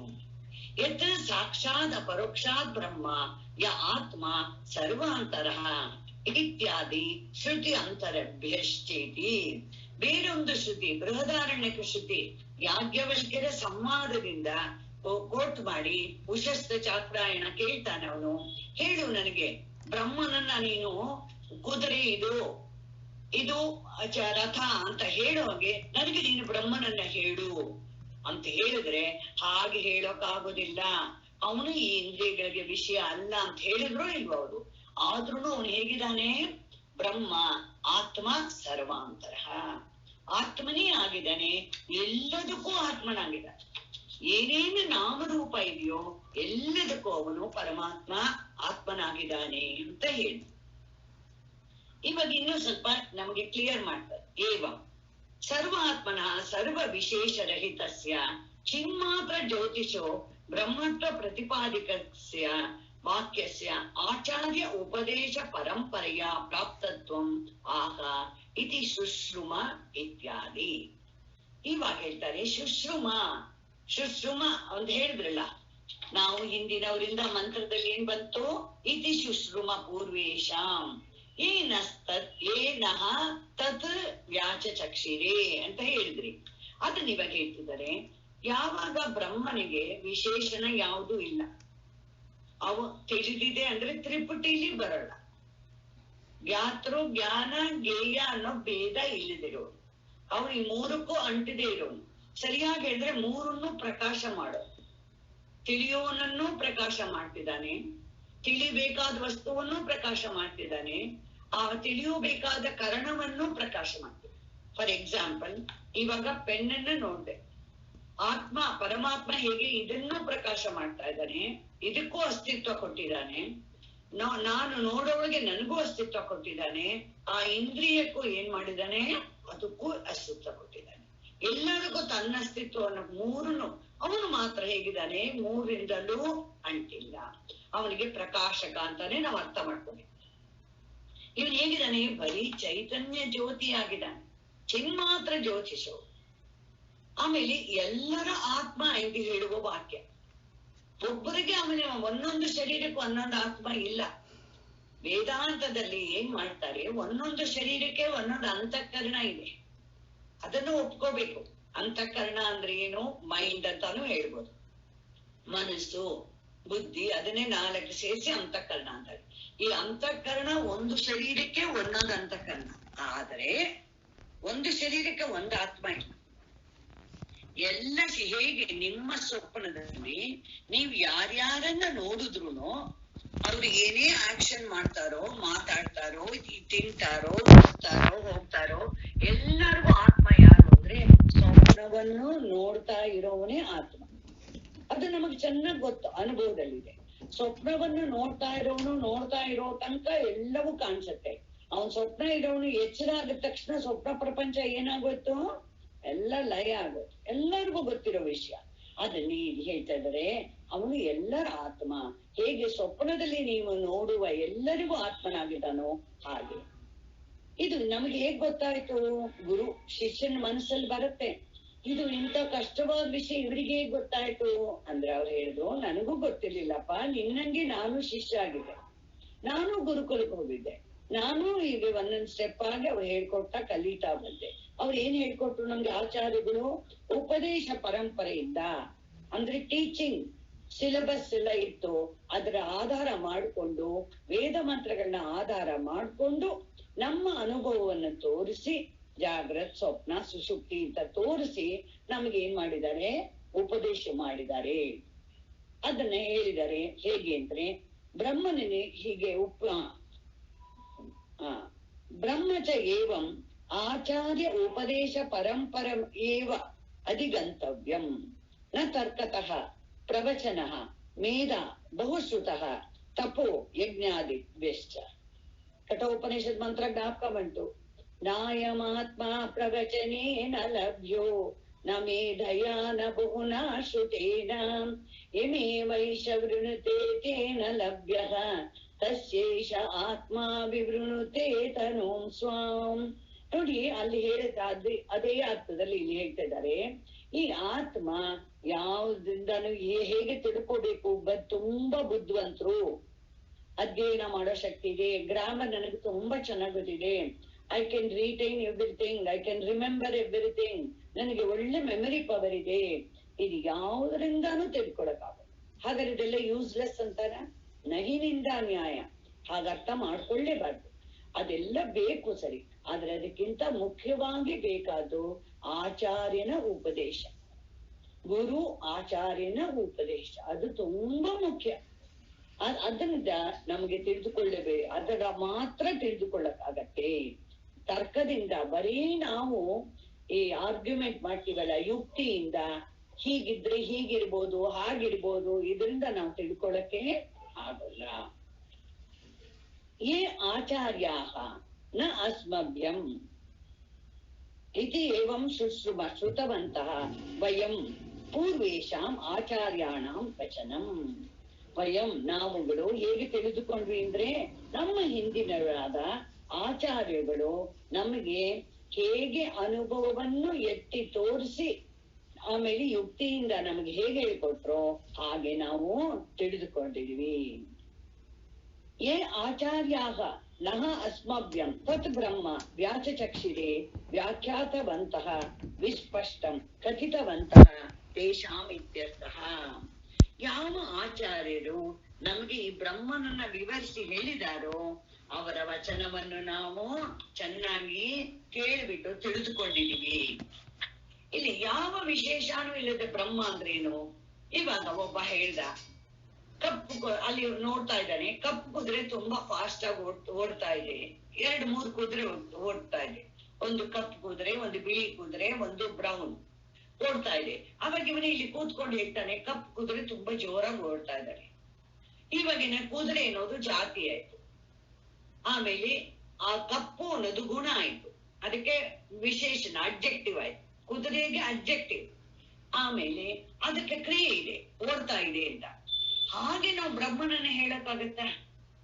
ಪರಮಾತ್ಮ ಹೀಗಿದ್ದಾನೆ, ಕಪ್ಪಾಗಿರೋ ಬ್ರಹ್ಮ ವೈಕುಂಠದಲ್ಲಿ ಕೂತಾಗಿದ್ದಾನೆ, ಬೆಳ್ಳಗಿರೋ ಶಿವ ಕೈಲಾಸದಲ್ಲಿ, ಹೀಗೆಲ್ಲ ಹೇಳಕ್ಕಾಗಲ್ಲ, ಕಲ್ಪನೆ ಮಾಡಕ್ಕಾಗತ್ತ? ಹೇಗಿದ್ದಾನೆ ಬ್ರಹ್ಮ ಅಂದ್ರೆ ಎಲ್ಲರಿಗೂ ಆತ್ಮನಾಗಿರೋ. ಅದನ್ನ ನಾವು ಪುನಃ ಅರ್ಥ ಮಾಡ್ಕೋಬೇಕು ಅಂತ ಇವರು ಹೇಳಿದ್ರು. ಇವಾಗ ಮುಂದಿನ ಮಂತ್ರಕ್ಕೆ ಇವ್ರು ಏನ್ ಮಾಡ್ತಾರೆ, ಒಂದು ಸಂಬಂಧ ಭಾಷ್ಯವನ್ನೇ ಹೇಳ್ತಾರೆ. ಏನ್ ಹೇಳ್ತಾರೆ? ಉಪಾಸ್ಯ ರೂಪವು ಬ್ರಹ್ಮದ ಪರಮಾರ್ಥ ರೂಪವಲ್ಲ. ಉಪಾಸ್ಯ ರೂಪ ಅಂದ್ರೆ ಏನು? ಫಾರ್ ಎಕ್ಸಾಂಪಲ್, ನಾವೇನ್ ಮಾಡಿ, ಇಂಡಿಪೆಂಡೆನ್ಸ್ ಡೇ ಬಂತು ಅಥವಾ ರಿಪಬ್ಲಿಕ್ ಡೇ ಬಂತು, ನಾವು ತಕ್ಷಣ ಏನ್ ಮಾಡ್ತೀವಿ, ನಮ್ಮ ರಾಷ್ಟ್ರಕ್ಕೆ ನಮ್ಮ ಶ್ರದ್ಧೆಯನ್ನ ತೋರಿಸ್ಬೇಕು ಅಂತ ನಮಗೆ ಬಹಳ ಆಸೆ. ಆವಾಗ ನಾವ್ ಏನ್ ಮಾಡಿದ್ವಿ, ನಮ್ಮ ಶ್ರದ್ಧೆ ನಮ್ಮ ಇದನ್ನ ತೋರ್ಸಕ್ಕೋಸ್ಕರ ಒಂದು ಫ್ಲಾಗ್ ಅಂತ ಮಾಡ್ಕೊಂಡ್ವಿ. ಆ ಫ್ಲಾಗ್ ಅನ್ನ ಏನ್ ಮಾಡಿ, ಫ್ಲಾಗ್ ಹಾಯಿಸ್ಟಿಂಗ್ ಅಂತ ಇಟ್ಕೊಂಡ್ವಿ. ಅದನ್ನ ಮಾಡಿ ನಾವು ಸೆಲ್ಯೂಟ್ ಮಾಡಿ ನಾವೆಲ್ಲ ನಮ್ಮ ರಾಷ್ಟ್ರಕ್ಕೆ ಬಗ್ಗೆ ತೋರಿಸ್ತೀವಿ. ಇವಾಗ ಆ ಫ್ಲಾಗ್ ಅನ್ನೋದು ನಮ್ಮ ರಾಷ್ಟ್ರನ, ಅದಕ್ಕೆ ಒಂದು ಸಿಂಬಲ್ ಅಷ್ಟೇ. ಅದೇ ರಾಷ್ಟ್ರ ಆಗ್ಬಿಡ್ತಾ? ಇಲ್ವಲ್ಲ. ಸೊ ಅದಕ್ಕೋಸ್ಕರ ಫ್ಲಾಗ್ ಅನ್ನೇ ಚೆನ್ನಾಗಿ ಇಟ್ಕೊಂಡು, ಯುದ್ಧಕ್ಕೆ ಹೋಗದೆ ಇದ್ರೆ ಫ್ಲಾಗ್ ಅನ್ನ ಚೆನ್ನಾಗಿ ಇಟ್ಕೊಳ್ಳೋದು, ನೀಟಾಗಿ ಇಟ್ಕೊಳ್ಳೋದು, ಯುದ್ಧನೇ ಮಾಡೋದಿಲ್ಲ ಅಥವಾ ಕಂಟ್ರಿಗೋಸ್ಕರ ಯಾವುದನ್ನು ಮಾಡೋದು ಇಲ್ಲ, ಯಾವ ಕೆಲ್ಸನೂ ಮಾಡೋಲ್ಲ, ಅದು ಉಪಯೋಗನಾ? ಇಲ್ಲ. ಅದನ್ನೇ ಇಲ್ಲಿ ಹೇಳ್ತಾ ಇದ್ದಾರೆ, ನೀವು ಉಪಾಸ್ಯ ರೂಪ ಇದೆಯಲ್ಲ, ಅಂದ್ರೆ ನಿಮ್ಮ ಡಿವೋಷನ್ಗೆ, ನಿಮ್ಮ ಭಕ್ತಿಗೆ ಒಂದು ಕಲ್ಪನೆ ಮಾಡ್ಕೊಳ್ಳಿ. ಅದನ್ನು ಶಾಸ್ತ್ರನೇ ನಿಮ್ಗೆ ಹೇಳ್ಕೊಡುತ್ತೆ. ಸಾಲಿಗ್ರಾಮದಲ್ಲಿ ವಿಷ್ಣುವಿನ ಭಾವನೆ ಮಾಡಿ, ಶಿವಲಿಂಗದಲ್ಲಿ ಶಿವನ ಭಾವನೆ ಮಾಡಿ, ಪೃಥ್ವಿಯಲ್ಲಿ ದೇವತೆ ಇದ್ದಾಳೆ ಅಂತ ತಿಳ್ಕೊಳ್ಳಿ, ಚಂದ್ರನಲ್ಲಿ ದೇವತೆ ಇದ್ದಾನೆ ಅಂತ ತಿಳ್ಕೊಳ್ಳಿ. ಹೇಳ್ಕೊಡ್ದೇ ಇಲ್ಲ, ಶಾಸ್ತ್ರನೇ ಹೇಳ್ಕೊಡ್ತಿದ್ಯಲ್ಲ ನಿಮ್ಗೆ. ಯಾಕಂದ್ರೆ ತಿಳ್ಕೊಳ್ಳಿ, ಸದ್ಯಕ್ಕೆ ನಿಮ್ಗೆ ಬೇಕು ಮಾಡೋದಕ್ಕೆ. ಆದ್ರೆ ಅಷ್ಟೇ ಪರಮಾತ್ಮ ಅಲ್ಲ. ಇದಿಷ್ಟೇ ನಾನ್ ನೋಡ್ತಾ ಇರೋ ಚಂದ್ರ ಮಾತ್ರ ದೇವರು ಅಂತ ಮಾಡ್ಬಾರ್ದು, ನಾನ್ ನೋಡ್ತಾ ಇರೋ ಸೂರ್ಯ ಮಾತ್ರ ದೇವರು. ಅದಕ್ಕೆ 2 ಸೆಂಟೆನ್ಸ್ ಜ್ಞಾಪಕ ಇಟ್ಕೋಬೇಕು. ಇದೂ ದೇವ್ರು ಅಂತ ಹೇಳ್ಬೋದು, ಇದೇ ದೇವ್ರು ಅಂತ ಹೇಳ್ಬಾರ್ದು. ನಾನು ನಂಬಿರೋ ದೇವ್ರು ಇದು ಮಾತ್ರ ದೇವ್ರು ಅಂತ ಹೇಳಿದ್ರೆ ಅದು ತಪ್ಪಾಗತ್ತೆ. ಅದಕ್ಕೋಸ್ಕರ ಹೇಳ್ತಿದ್ದಾರೆ, ಅನ್ಯ ದೇವ ತದ್ವಿದಿತ ತಥೋ ಅವಿದಿತಾದಿನಿ ಇತಿ ಅನೇನ ವಾಕ್ಯೇನ ಆತ್ಮ ಬ್ರಹ್ಮ ಇತಿ ಪ್ರತಿಪಾದಿತೆ ಶ್ರೋತೃ ಆಶಂಕಾ ಜಾತ. ಕಥಮ್ನು ಆತ್ಮ ಬ್ರಹ್ಮ? ಶಂಕರಾಚಾರ್ಯರು ಬರೀತಾರೆ, ಇವರಿಗೆ ಹೇಗೆ ಶಂಕರಾಚಾರ್ಯರಿಗಂತೂ ಇವ್ರಿಗೆ ಡೌಟ್ ಬಂದಿರ್ಬೋದು ಅಂತ, ಅದು ತಿಳಿಯೋದಕ್ಕಿಂತ ಬೇರೆ, ತಿಳಿದಿರೋಕ್ಕಿಂತ ಬೇರೆ ಅಂತ ಆಯ್ತಲ್ಲ. ಶಿಷ್ಯನಿಗೆ ಈ ಆತ್ಮನೇ ಬ್ರಹ್ಮ ಅಂತ ಹೇಳಿರೋದ್ರಿಂದ ಅದು ಹೇಗೆ ನನ್ನ ಆತ್ಮ ಬ್ರಹ್ಮ ಆಗೋಕ್ಕಾಗತ್ತೆ? ಈ ನನ್ನ ಶರೀರದಲ್ಲಿ ಈ ಆತ್ಮ ಅದೇ ಬ್ರಹ್ಮ ಆಗೋಕ್ಕಾಗತ್ತೆ? ಅವನಿಗೆ ಡೌಟ್ ಬರುತ್ತೆ ಶಿಷ್ಯನಿಗೆ, ಆತ್ಮನೇ ಬ್ರಹ್ಮ ಅನ್ನೋದು ಹೇಗೆ? ಆತ್ಮ ಹಿ ನಾಮ ಅಧಿಕೃತ ಕರ್ಮಣಿ ಉಪಾಸನೆ ಚ ಸಂಸಾರಿ ಕರ್ಮ ಉಪಾಸನಂಬ ಸಾಧನಂ ಅನುಷ್ಠಾಯ ಬ್ರಹ್ಮಾದಿ ದೇವಾನಂ ಸ್ವರ್ಗಂ ವಾ ಪ್ರಾಪ್ತುಮಿಚ್ಛತಿ. ನಾವು ಇದುವರೆಗೂ ಕೇಳಿರೋದೇನು? ಒಳ್ಳೆ ಕೆಲಸ ಮಾಡಿ, ನೀವು ಪುಣ್ಯ ಕರ್ಮ ಮಾಡಿ ನೀವು ಸ್ವರ್ಗಕ್ಕೆ ಹೋಗ್ತೀರಾ, ಆ ಸ್ವರ್ಗದಲ್ಲಿ ಇಂದ್ರ ಅಂತ ಒಬ್ಬ ದೇವತೆ ಇದ್ದಾನೆ, ನೀವು ಅವನ ಹತ್ರ ಅಲ್ಲಿ ಹೋಗ್ಬೋದು, ನೀವೆಲ್ಲ ಸುಖ ಅನುಭವಿಸೋದು ಅಂತ ಕೇಳಿದೀವಿ. ಅದೇ ರೀತಿ ನೀವು ಒಂದು ಕರ್ಮ ಉಪಾಸನೆಯ ಅಧಿಕಾರಿಯಾಗ ಮಾಡಿ ಬ್ರಹ್ಮ ಎಲ್ಲ ಅಥವಾ ಸ್ವರ್ಗ ದೇವತೆ ಬೇರೆ ಪಡಿಬಹುದು ಅಂತ ನಾವು ಕೇಳಿದೀವಿ. ಅದ್ ಯಾರಿರ್ಬೋದು? ವಿಷ್ಣು ಆಗಿರ್ಬೋದು, ಈಶ್ವರ ಆಗಿರ್ಬೋದು, ಇಂದ್ರ ಆಗಿರ್ಬೋದು, ಇವನ್ ಪ್ರಾಣನೂ ಆಗಿರ್ಬೋದು. ಇದೆಲ್ಲ ನಮಗೆ ಏನಾಗುತ್ತೆ, ಪ್ರಸಿದ್ಧವಾಗಿದೆ. ಬಟ್ ನೀವು ಹೇಳ್ತಿರೋದು ಆತ್ಮ ಬ್ರಹ್ಮ ಅನ್ನೋದು ಇದಕ್ಕೆಲ್ಲ ವಿರುದ್ಧವಾಗಿದೆಯಲ್ಲ ಅಂತ. ಯಾಕೆಂದ್ರೆ ಉತ್ತರ ಮೀಮಾಂಸ, ದಟ್ ಈಸ್ ವೇದಾಂತಗಳಿಗಿಂತ ಭಿನ್ನವಾಗಿ ಬೇರೆ ಎಲ್ಲರಿಗೂ ತಾರ್ಕಿಕರು ಅಂತ ಹೆಸರು. ಅವ್ರು ಏನ್ ಮಾಡ್ತಾರೆ, ತಮ್ಮ ಬುದ್ಧಿ ಶಕ್ತಿಯನ್ನ ಉಪಯೋಗಿಸಿ ವೇದ ಪ್ರಮಾಣಕ್ಕಿಂತ ಜಾಸ್ತಿಯಾಗಿ ತಮ್ಮ ಬುದ್ಧಿ ಮೇಲೆ ಇಟ್ಕೊಂಡು ಅವ್ರು ಯಾರು? ನೈಯಾಯಿಕರು, ವೈಶೇಷಿಕರು, ಈಶ್ವರ ಸಾಂಖ್ಯರು ಅಂದ್ರೆ ಪತಂಜಲಿಗಳು, ಎಲ್ಲಾರು ಏನ್ ಮಾಡಿದ್ದಾರೆ ಅಂದ್ರೆ ತರ್ಕದಿಂದ ನಿಶ್ಚಯ ಮಾಡಿರ್ತಾರೆ. ಆಮೇಲೆ ಇಲ್ಲಿ ಬೇರೆ ವೇದಾಂತಿ ಹೇಳ್ತಿರಂತ ಆ ಶಂಕರಾಚಾರ್ಯರ ಕಾಲಕ್ಕೆ ವೇದಾಂತಿ ಅಂದ್ರೆ ಅದ್ವೈತ ವೇದಾಂತಿಯೇ ಇದ್ರು ಅಂತ ಗೊತ್ತಾಗ್ತದೆ. ಅಂದ್ರೆ ಬ್ರಹ್ಮ ಒಂದೇ, ಜಗತ್ ಏನು ಬ್ರಹ್ಮ ಸತ್ಯಂ ಜಗನ್ಮಿಥ್ಯ ಜೀವೋ ಬ್ರಹ್ಮ ಇವ ನಾಪರ. ಯಾಕಂದ್ರೆ ಎಲ್ಲಾರು ಹೇಗೆ ಹೇಳ್ತಾರಂತೆ ಅಂದ್ರೆ, ಇವಾಗ ದೊಡ್ಡ ಒಂದು ಕಲ್ಪನೆ ಮಾಡಿದ್ರು, ಜೇನು ಹನಿಯ ದೊಡ್ಡ ಒಂದು ಕೊಳ ಇದೆ ಅಂತ. ಅದಕ್ಕೆ ಕೊಳದಲ್ಲಿ ನೀನೇ ಹನಿ ಆಗ್ಬಿಡು ಅಂದ್ರೆ ಅವನು ಹೇಳ್ತಾನಂತೆ, ಚಿಚಿ ನಾನೇ ಆಗ್ಬಿಟ್ರೆ ಹೇಗೆ ಅನ್ಭವಿಸೋದು, ನಾವು ಹೊರಗಡೆ ಕೂತ್ಕೊಂಡು ಹನಿನ ಅನುಭವಿಸೋದೇ ನಮ್ಗೆ ಚೆನ್ನಾಗಿರುತ್ತೆ ಅಂತ ಎಲ್ಲಾರು ಹೇಳ್ತಾರೆ. ಆದ್ರೆ ವೇದಾಂತಿ ಏನ್ ಹೇಳ್ತಾನೆ, ಬ್ರಹ್ಮವನ್ನು ತಿಳಿದವನು ಬ್ರಹ್ಮವೇ ಆಗ್ತಾನೆ ಅಂತಾನೆ. ಅದಕ್ಕೆ ಇದು ಇವರಿಗೆ ಶಂಕರಾಚಾರ್ಯರಿಗೆ ಹೇಗಿದ್ದು ಡೌಟ್ ಬಂತು ಅಂತಂದ್ರೆ ಅವ್ರು ತುಂಬಾ ಚೆನ್ನಾಗಿ ಹೇಳ್ತಾರೆ. ಹೇಗೆ ಅಂದ್ರೆ इति अन्यदेवता तस्मात् युक्तं यद् विदितम् उपासं तद् ब्रह्म भवेत् ततो अन्य उपासक इति ताम् एताम् आशंका शिष्य लिंगेन उपलक्ष्यतात् ವಾಕ್ಯಾದ್ವಾ ಅವನು ಮುಖವನ್ನು ನೋಡಿ ಅವನ ಕಣ್ಣಿನಲ್ಲಿ ಡೌಟ್ ಅನ್ನ ನೋಡಿ ಶಂಕರಾಚಾರ್ಯರು ಈ ಮಂತ್ರ ಅಂದ್ರೆ ಈ ಮಂತ್ರ ಮುಂದಿನ ಮಂತ್ರ ಗುರು ಹೇಳಿದಾನೆ ಅಂತ ಹೇಳ್ತಾ ಇದ್ದಾರೆ. ಏನು ಅವನ ಮನಸ್ಸಿನಲ್ಲಿ ಹೇಗ್ ಬಂತು? ನಾವು ಇದುವರೆಗೂ ಕೇಳಿದೀವಿ, ನೀನು ಉಪಾಸನೆ ಮಾಡಿದ್ರೆ, ಧ್ಯಾನ ಮಾಡಿದ್ರೆ, ಒಳ್ಳೊಳ್ಳೆ ಕರ್ಮ ಮಾಡಿದ್ರೆ, ಯಜ್ಞ ದಾನ ತಪ ಕರ್ಮ ಎಲ್ಲ ಮಾಡಿದ್ರೆ ನೀನ್ ಅವಾಗ ಆ ಲೋಕಕ್ಕೆ ಹೋಗ್ತೀಯ, ಆ ದೇವ್ರನ್ನ ಪಡಿತೀಯ, ಆ ದೇವರಿಗೆ ನಮಸ್ಕಾರ ಮಾಡ್ಬೋದು. ಚಿಕ್ಕ ಮಕ್ಕಳಿಗೂ ನಾವ್ ಹೇಳಿದ್ವಿ, ಗುಡಿಗೆ ಹೋಗ್ಯು, ಅಲ್ಲಿ ದೇವ್ರಿದ್ದಾರೆ, ಅಲ್ಲಿ ನಮಸ್ಕಾರ ಮಾಡು ಅಂತ. ನಮಗೆ ನಾನ್ ಬೇರೆ ದೇವ್ರು ಬೇರೆ ಅನ್ನೋದೇ ನಮಗೆ ಅಭ್ಯಾಸ ಆಗಿದೆ ಇದುವರೆಗೂ. ನೀವೇನ್ ಹೇಳ್ತಿದ್ದೀರ? ಆತ್ಮ ಬ್ರಹ್ಮ ಅಂತ ಹೇಳ್ತಾ ಇದ್ದೀರಾ. ಹೇಗೆ ಇದು? ನನ್ನನ್ನ ಎಷ್ಟು ಡೌಟ್ ಬರುತ್ತೆ ನೋಡಿ, ಎಲ್ಲರಿಗೂ ಬರೋ ಡೌಟೇ ಇದು. ಆದ್ರೆ ವಿಚಾರದಿಂದ ಹೋಗುತ್ತೆ. ಅದಕ್ಕೆ ನಮ್ಗೆ ಪರಮಾತ್ಮ ಏನ್ ಮಾಡ್ದ, 2-3 ರೀತಿ ನಮಗೆ ಬಹಳ ಚೆನ್ನಾಗಿ ಅವಸ್ಥೆಗಳನ್ನ ಎಕ್ಸ್ಪೀರಿಯನ್ಸ್ ಕೊಟ್ಟು. ಒಂದು ಜಾಗೃತ ಅವಸ್ಥೆ, ಇನ್ನೊಂದು ಸ್ವಪ್ನ ಅವಸ್ಥೆ, ಇನ್ನೊಂದು ಸುಷುಪ್ತಿ ಅವಸ್ಥೆ. ಇವಾಗ ನಮ್ಗೇನ್ ಅನ್ಸುತ್ತೆ ಅಂದ್ರೆ, ಜಾಗೃತ ಅವಸ್ಥೆಯಲ್ಲಿ ಇರೋದೇ ನಮ್ಮ ಭಾಗಕ್ಕೆ ಎಲ್ಲವೂ ಸತ್ಯ. ಎಚ್ಚರ ಅವಸ್ಥೆಯಲ್ಲಿ ಏನೇನಿದೆಯೋ ನಮಗದೆಲ್ಲ ಸತ್ಯವಾಗಿದೆ. ಆದ್ರೆ ಅವ್ರು ಹೇಳಿದ್ರು, ನೋಡಪ್ಪ, ಇಷ್ಟೇ ಚೆನ್ನಾಗಿ ಕಾಣಿಸಿದ್ರು, ನೀನ್ ಅನುಭವಿಸಿದ್ರು ಕೂಡ ಅದು ಖಂಡಿತ ಸತ್ಯ ಅಲ್ಲ, ಮಿಥ್ಯ, ಬದಲಾಯಿಸ್ತಾ ಇರುತ್ತೆ, ಹೊರಟೋಗುತ್ತೆ ಅನ್ನೋದಕ್ಕೆ ಸ್ವಪ್ನವನ್ನು ಸೃಷ್ಟಿ ಮಾಡ್ತಾರೆ. ನಮ್ಗೆ ಪ್ರಪಂಚದ ಬಗ್ಗೆ ಡೌಟ್ ಬಂದ್ರೆ, ಪ್ರಪಂಚ ಹೇಗಿದೆ ಇದನ್ನ ತಿಳ್ಕೊಳ್ಳೋದು ಡೌಟ್ ಬಂದ್ರೆ, ಅದಕ್ಕೋಸ್ಕರ ನಮ್ಗೆ ಏನ್ ಮಾಡ್ದ ಪರಮಾತ್ಮ ಸ್ವಪ್ನವನ್ನು ಸೃಷ್ಟಿ ಮಾಡ. ನೀವು ಸ್ವಪ್ನ ವಿಚಾರ ಮಾಡಿ ಮಾಡಿ ಮಾಡಿ ಜಾಗ್ರತನ ಪದಾರ್ಥಗಳು ಮಿಥ್ಯ. ಮಿಥ್ಯ ಅಂದ್ರೆ ಪ್ರಪಂಚ ಇಲ್ಲ ಅಂತ ಯಾರು ಹೇಳ್ತಾ ಇಲ್ಲ, ಅದನ್ನ ಚೆನ್ನಾಗಿ ಅರ್ಥ ಮಾಡ್ಕೋಬೇಕು. ಆದ್ರೆ ಬದಲಾಯಿಸದೆ ಇರೋಕ್ಕಾಗಲ್ಲ, ಬದಲಾವಣೆನೇ ಅದರದ್ದು. ಎಲ್ಲ ಬದಲಾವಣೆ ಆಗಿ ಶರೀರನೂ ಅಷ್ಟೇ ಬದಲಾವಣೆ ಆಗುತ್ತೆ. ಆದ್ರೆ ಈ ಬದಲಾವಣೆಗೆ ಯಾವ್ದು ಶಕ್ತಿ ಕೊಡ್ತಾ ಇದೆಯೋ ಅದು ಮಾತ್ರ ಬದಲಾಯಿಸ್ತಾ ಇಲ್ಲ. ಅದಕ್ಕೆ ಆತ್ಮ ಅಂತ ಹೆಸರು. ಅದನ್ನ ಚೆನ್ನಾಗಿ ಅರ್ಥ ಮಾಡ್ಕೋಬೇಕು. ಯಾವುದು ಬದಲಾಯಿಸದೆ ಇದ್ದುಕೊಂಡು ಬದಲಾಯಿಸ್ತಿರುವ ಶರೀರಕ್ಕೆ ಎಲ್ಲವನ್ನೂ ಕೊಡುತ್ತೋ, ಶಕ್ತಿ ಕೊಡುತ್ತೋ, ಅದಕ್ಕೆ ಆತ್ಮ, ಅದನ್ನ ಬ್ರಹ್ಮ ಅಂತ ಹೇಳ್ತಾರೆ ಅಂತ ಅರ್ಥ ಮಾಡ್ಕೋಬೇಕು. ನಾವು ಅಂದುಕೊಂಡಿರೋಂಗೆ ಈ ಶರೀರ ಬ್ರಹ್ಮ ಅಲ್ಲ, ಅಥವಾ ಇಂದ್ರಿಯಗಳು ಬ್ರಹ್ಮ ಅಲ್ಲ, ಮನಸ್ಸು ಬ್ರಹ್ಮ ಅಲ್ಲ. ಇದು ಎಲ್ಲವನ್ನು ಏನಾಗುತ್ತೆ ಎಕ್ವಿಪ್ಮೆಂಟ್ಸ್ ಲೆವೆಲ್ಗೆ ತಗೊಳ್ಬೇಕು. ಮಿಥ್ಯಾ ಇಲ್ಲಿ ಏನ್ ಕೇನೋಪನಿಷತ್ತು ಏನ್ ಮಾಡ್ತಾ ಇದ್ದಾರೆ ಅಂದ್ರೆ, ನಮ್ಗೆ ಮೊದಲು ವಿಚಾರ ಮಾಡೋ ಕ್ರಮ ಹೇಳ್ಕೊಡ್ತಿದ್ದಾರೆ. ವಿಚಾರ ಮಾಡೋವಾಗ ಎಲ್ಲ ಬೇರೆ ಮಾಡೋದು ತುಂಬಾ ಮುಖ್ಯ. ಆತ್ಮ ಅನಾತ್ಮ, ನೋಡೋನು ಯಾರು, ನೋಡಲ್ಪಡೋದು ಯಾವುದು, ಇದನ್ನ ದೃಶ್ಯ ಯಾವುದು, ದೃಕ್ ಯಾರು. ದೃಶ್ಯ ಅಂದ್ರೆ what is experience or what is seen ಅಂತ. ಆದ್ರೆ ದೃಗ್ ಅಂದ್ರೆ ಯಾರು, ಹೂ ಇಸ್ ದ ಎಕ್ಸ್ಪೀರಿಯನ್ಸರ್ ಅಂತ. ಇದು 2 ಡಿಫರೆನ್ಸ್ ಅನ್ನ ನಮ್ಮ ತಲೆಯಲ್ಲಿ ಹಾಕಿ ನೀನ್ ಯಾವಾಗ್ಲೂ ಯು ಆರ್ ದ ಸೀಯರ್ ಅಥವಾ ನೋಯರ್ ಅಂತ ಹೇಳ್ಕೊಡಕ್ಕೋಸ್ಕರ ಮಾಡಿದ್ದಾರೆ. ಸೊ ನಿಮ್ಗೆ ನನ್ಗನ್ಸುತ್ತೆ ಬೇಕಾದಷ್ಟು ಮನಸ್ಸಿನಲ್ಲಿ ಡೌಟ್ ಇಡ್ಬೋದು. ಯಾರಿಗಾರು ಪ್ರಶ್ನೆ ಇದ್ರೆ ಕೇಳಿಮ್ಮ, 5 ನಿಮಿಷ ಇದೆ. ಏನಾದ್ರೂ ಡೌಟ್ ಇದ್ರೆ, ಇಲ್ಲದ್ರೆ ಮಂತ್ರ ಹೇಳ್ತೀನಿ. ಏನು ಪ್ರಶ್ನೆ ಇಲ್ದಿದ್ರೆ ಮಂತ್ರ ಹೇಳ್ಬಿಡ್ತೀನಿ.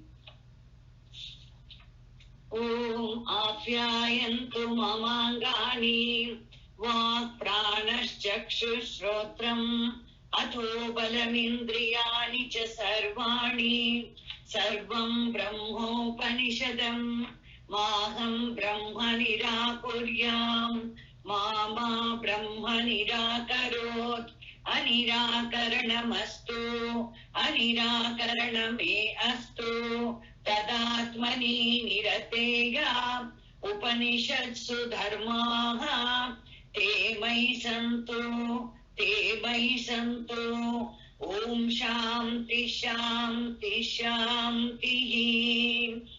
ಓಂ ಕೇನೇಷಿತಂ ಪತತಿ ಪ್ರೇಷಿತಂ ಮನಃ ಕೇನ ಪ್ರಾಣ ಪ್ರಥಮ ಪ್ರೈತಿ ಯುಕ್ತಃ ಕೇನೇಷಿತಾಂ ವಾಚಮಿಮಾಂ ವದಂತಿ चक्षुश्रोत्रं कौ देवो युनक्ति श्रोत्रस्य श्रोत्रं मनसो मनः यद्वाचोघवाचं सवु प्राणस्य प्राणः चक्षुषश्चक्षुरतिमुच्य धीराः प्रीत्यास्माल्लोकादमृता भवन्ति न तत्र चक्षुर्गच्छति न वाङ् गच्छति नो मनः न विद्मो न विजानीमो यथैतदनुशिष्यात् अन्यदेव तद्विदितात् अतो अविदितादधि इति शुश्रुम पूर्वेषां योनस्तद्व्याचचक्षिरे स्वस्ति प्रजाभ्यां परिपालयन्तां न्यायेन मार्गेण महीमहीषां गोब्राह्मणेभ्यः शुभमस्तु नित्यम् लोकाः समस्ताः सुखिनो भवन्तु लोकाः समस्ताः सुखिनो भवन्तु।